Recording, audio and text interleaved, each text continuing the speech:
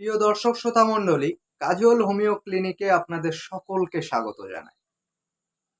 প্রত্যেকবারের মতন আজকেরও একটা নতুন একটা ভেরি ইম্পর্টেন্ট একটা এপিসোড নিয়ে আপনাদের কাছে চলে এসেছি। এই যে এপিসোডটা এতটাই গুরুত্বপূর্ণ, এখনকার সচরাচর শীতকালীন বা চেঞ্জেবিলিটি ওয়েদারের জন্য, আবহাওয়া বা ওয়েদারের জন্য যে ডিজিজটা আসে, অ্যাকুইট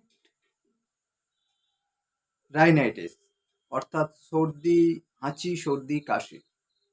এই যে হাঁচি, সর্দি, কাশি এই শীতকালীন আবহের জন্য, চেঞ্জিবিলিটি ওয়েদারের জন্য বাচ্চাদের খুব সর্দি কাশি লেগেই থাকে, সারতেই চায় না। আজকের এই টপিকটা নিয়ে আপনাদের সামনে আজকে চলে এসেছি। তো এতটাই গুরুত্বপূর্ণ হতে চলেছে যে সেই কারণের জন্য একদম ভিডিওটা স্কিপ না করে শেষ পর্যন্ত দেখতে থাকুন। এই যে বাচ্চাদের সর্দি কাশি, যার জন্য নাজেহাল দমের কষ্টও পর্যন্ত চলে আসছে, এত সুন্দর এই হোমিওপ্যাথিতে ট্রিটমেন্ট আছে, বিনা সাইড ইফেক্টে, বিনা টেনশনে জিনিসটা নিরাময় যোগ্য ট্রিটমেন্ট। আজকে সেই ট্রিটমেন্টের বিষয়ে আলোচনা করব।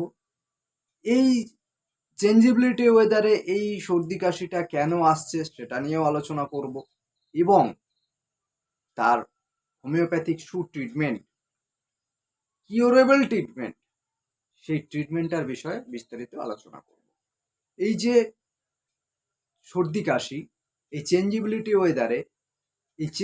ওয়েদারে আসার একমাত্র কারণ হচ্ছে, আমরা এই যে গরম থেকে শীতে যখন পদার্পণ করে ওয়েদারটা, তখন কিন্তু মিক্সিং থাকে। হয়তো সকালবেলা একটু ঠান্ডা ওয়েদার থাকলো, দুপুরবেলা প্রচণ্ড গরম, এবং সন্ধেবেলা আবার ঠান্ডা, প্রচণ্ড ঠান্ডা। তার জন্য হয়তো জামা কাপড় চোপড় ঠিক মতো পরতেও পারে না, ঠান্ডা ওয়েদারের মধ্যে ঘুরে বেড়ায় ছেলে মেয়েরা, যার জন্যই কিন্তু এই ডিজিজটা দেখা যায়। এই ডিজিজটা খুবই কষ্টকর, সবসময় হাঁচি, নাক থেকে কাঁচা জল ঝরছে, তারপরে আস্তে আস্তে আস্তে আস্তে গলা ব্যথাটা ভাব মনে হয়, গলার ব্যথা যেন টনসিলাইটিস হয়েছে। টনসিলও হয়ে থাকে অনেক সময়, ক্ষেত্রে টনসিলের প্রদাহ হয়ে যায়। এই চেঞ্জিবিলিটি ওয়েদারের জন্যই কিন্তু এই সমস্ত সিমটমসগুলো দেখা যায়। তো বন্ধুরা, এই যে চেঞ্জেবিলিটি ওয়েদারে অনেকের ক্ষেত্রে কি হয়, জ্বরও আসে, প্রচণ্ড কাঁপ দিয়ে জ্বর, অ্যাকুইট যে জ্বরগুলো যেমন হয়, প্রচণ্ড জ্বর, সারতেই চাইছে না। অ্যালোপ্যাথিতে প্যারাসিটামল, বিভিন্ন রকমের অ্যান্টিবায়োটিক খাচ্ছেন, তাতে কিন্তু প্যারাসিটামল খেলেও কিন্তু তাতে সমস্যার সাইড এফেক্ট দেখা যায়। খাওয়া দাওয়ার রুচিমন্দা হয়ে যায়, শরীর দুর্বল হয়ে পড়ে, বাচ্চাদের ইমিউনিটি পাওয়ারটা উইক হয়ে যায়। সেই বাচ্চাদের ইমিউনিটি পাওয়ার যাতে উইক না হয়, তার কারণের জন্য এই হোমিওপ্যাথি ট্রিটমেন্টটা এত সুন্দর যে আপনি 3 দিনের মধ্যে রেজাল্ট পেয়ে যাবেন, বিনা সাইড এফেক্ট। তো বন্ধুরা, এই ট্রিটমেন্টটা খুব ক্রিটিক্যাল এবং খুব ট্রিটমেন্ট, খুব ভালো, বিনা সাইড এফেক্টে। তা এই চেঞ্জেবিলিটি ওয়েদারের সময় একটা জিনিস কি করতে হবে বলুন তো, বাচ্চাদের সব সময় কাপড় চোপড়টা ঠিকঠাক টাইমলি পরাতে হবে, যাতে সেই বাচ্চা যেন বিকালের পরের থেকে বা সকালের দিকে ঠিকঠাক কাপড় চোপড়টা পরিধান করিয়ে রাখতে হবে, এবং তারা যেন তাদের খাওয়া দাওয়ার দিক থেকেও লক্ষণানুযায়ী রাখতে হবে, কারণ এই সময়টাতে স্ট্রং থাকা দরকার, একদম অবশ্যই স্ট্রং থাকা দরকার। কারণ একটু ঠান্ডা লেগে গেলেই কিন্তু কি হয়, হাঁচি, সর্দি, কাশি, জ্বর।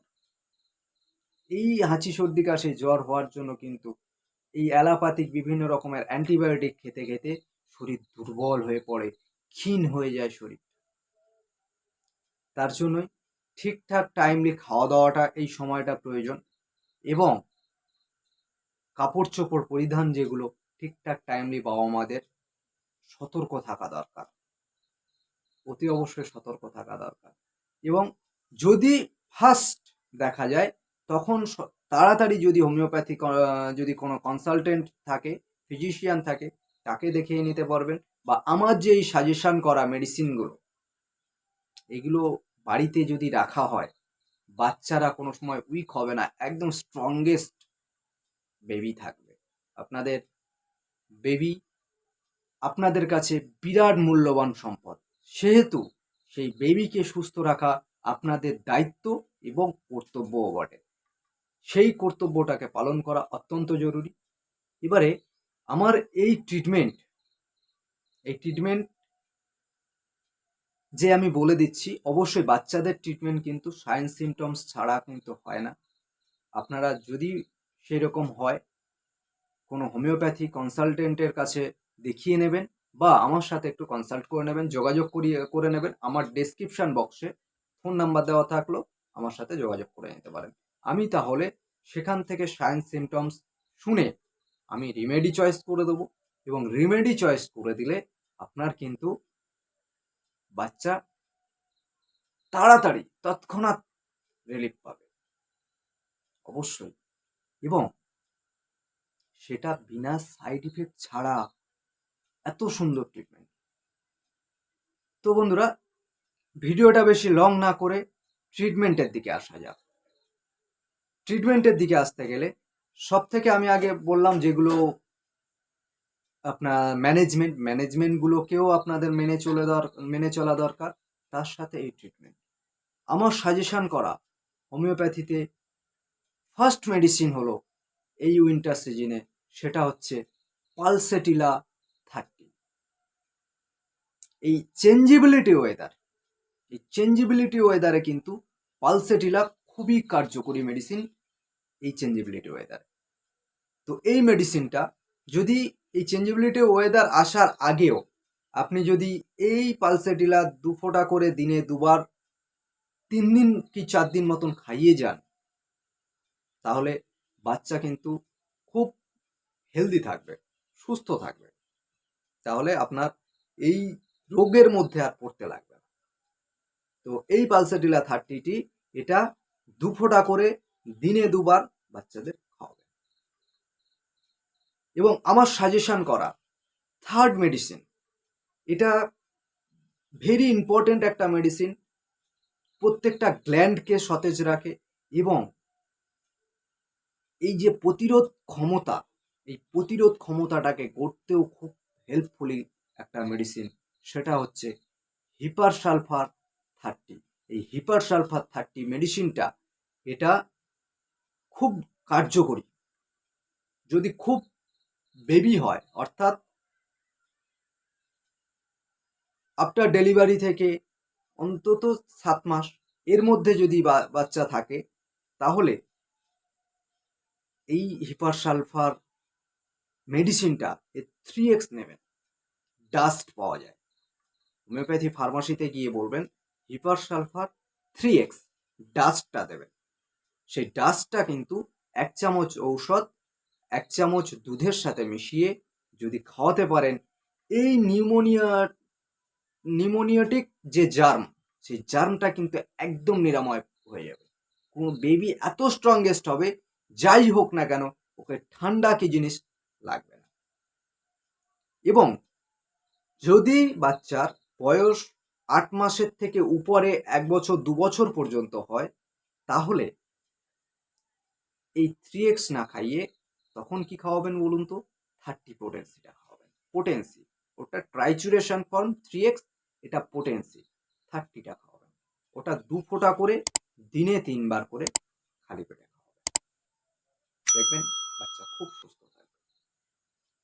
এবং আমার সাজেশন করা থার্ড মেডিসিন এই ডিপার্টমেন্টে, সেটা হচ্ছে ফসফরাস 30। যদি দেখেন যে কাশছে, খুব কাশি হচ্ছে, প্রচন্ড কাশি হচ্ছে, কাশতে কাশতে কাশতে কাশতে বমি করে ফেলছে, বাচ্চা বলছে আমার গলার কাছে মিশমিশ করছে, আমার কাশির বেগ আসছে, এবং কাশতে কাশতে বমিও করে ফেলছে। আপনারা অ্যালোপ্যাথি মেডিসিন খাইয়েছেন, প্রচুর সিরাপ খাইয়েছেন, আস্তে আস্তে যেন দমের কষ্ট ভাব এসে যাচ্ছে। তখন কিন্তু এই ফসফরাস মেডিসিনটা মিরাক্কেলের মতন কাজ করবে। আপনার কোনো সিরাপ লাগবে না। ২ ফোঁটা করে দিনে ২ বার করে যদি খাওয়ান, তাহলে দেখবেন মিরাক্কেল, দারুণ কাজ। খুব সুন্দর কার্যকরী মেডিসিন।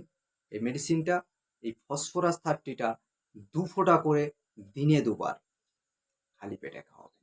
দেখবেন বাচ্চা এই দিক থেকে খুব স্ট্রংগেস্ট হবে এবং ইমিউনিটি পাওয়ারটাও স্ট্রং থাকবে, রোগ প্রতিরোধ ক্ষমতাটা আস্তে আস্তে বাড়বে।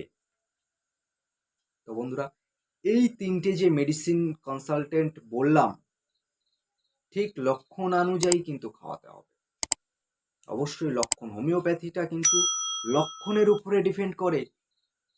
একটা পেশেন্টের ক্যারেক্টারিস্টিক, প্রচুর মেডিসিন আছে এই ডিপার্টমেন্টে, কিন্তু ক্যারেক্টারিস্টিক সিমটমস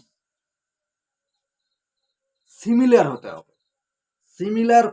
সিমিলার করার পরেই মেডিসিনটা রেমেডি হিসাবে সাজেস্ট হবে। সেহেতু যদি একটু সমস্যা হয়, আমার সাথে কনসাল্ট করে নেবেন বা কোনো হোমিওপ্যাথি ডাক্তারের সাথে কনসাল্ট করে সেটাকে খাওয়াতে পারবেন। আমার ডেসক্রিপশন বক্সে ফোন নাম্বার থাকলো। আমি এমনিতেই অনলাইনে পেশেন্ট দেখছি, ভিজিটও নিচ্ছি না। সেহেতু আপনারা আমার সাথেও কনসাল্ট করে নিতে পারেন। যদি সেই রকম হয়, আমি কুরিয়ারের মাধ্যমে আপনাদের মেডিসিন পৌঁছে দেওয়ার ব্যবস্থা করে দেবো এবং দিচ্ছিও। তো ভিডিওটা এই পর্যন্তই। ভিডিওটা যদি একটু উপকারে আপনাদের লেগে থাকে, বিশেষ করে বাচ্চারা, এখন প্রত্যেকটা ফ্যামিলিতে বাচ্চাদের ট্রিটমেন্টটা কিন্তু খুব জরুরি। সেহেতু আপনাদের উপকারে আসতেই হবে। যদি আসে মনে করেন আপনাদের এই ভিডিওটা, তাহলে প্লিজ একটা লাইক করবেন এবং কমেন্ট করে জানাবেন কেমন কাজ পেলেন, কেমন উপকার হলো। এবং এই রকম কোনো পারিপার্শ্বিক ফ্যামিলিতে কোনো বাচ্চা যদি ভুগে থাকে, তাদেরকে ভিডিওটা শেয়ার করতে ভুলবেন না। এবং এই রকম নিত্য নতুন বিভিন্ন রকম রোগের চিকিৎসা পেতে গেলে আমার এই চ্যানেলটিকে অবশ্যই সাবস্ক্রাইব করবেন এবং পাশে থাকা বেল আইকনটি প্রেস করতে একদম ভুলবেন না। তাহলে আমি যখন নিত্য নতুন যখন ভিডিও যখন আপলোড করব, তখন কিন্তু আপনি নোটিফিকেশন পাবেন না, ভিডিওটি মিস্টেক করে যাবেন। তো আজকের এই পর্যন্ত। সকলে সুস্থ থাকবেন, ভালো থাকবেন, সকলকে সুস্থ রাখবেন। আপনার একটি ভিডিওই শেয়ারেই সবাই সুস্থ তা আরোগ্য লাভও করতে পারবে। সেহেতু সবাই ভালো থাকবেন এবং সকলকে সুস্থ রাখবেন।